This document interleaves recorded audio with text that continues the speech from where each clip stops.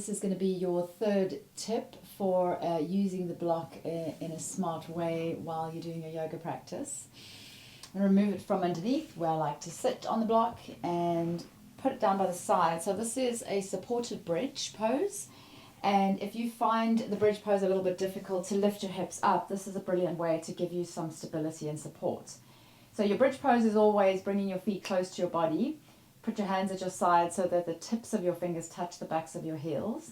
And then just press your lower back into the mat. And then close your eyes. Breathe in through the nose and out through the nose. And press your hands into the mat. So you're kind of gripping the mat with your fingers. And your forearms are also pressing into the mat. And then if you find, a lot of people find that they can't really lift their hips up too much. So lift them up to exactly where you can lift them. And then you're going to place the block just underneath your sacrum, which is your lower back, just above your tailbone. You've got a few options. So if you really can't lift it much higher than that, then you just go on the flatter setting. So you just get a little bit of elevation of the hips and an opening in the chest. If you find that is easy, then maybe you can bring it onto the higher setting. Just make sure that it's comfortable.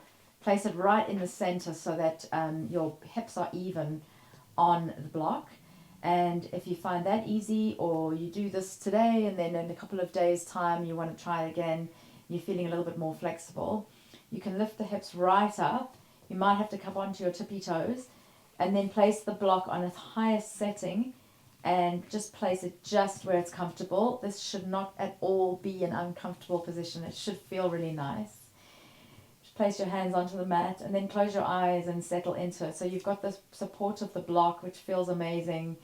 Your chest is open, your hips are lifted, and you don't have to feel that insecurity, a bridge position.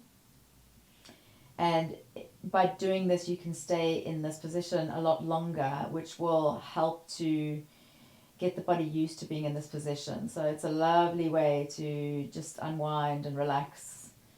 Feels amazing and feels very supported. So there's not too much strain on your tummy muscles or your legs.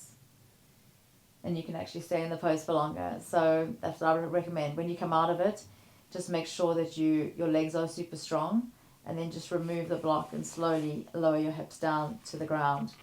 And to counter pose for that, just bring your knees in towards your chest, surround the spine a little bit, in the lower spine. And that is your supported bridge, and I'll see you in the next session for your next tip.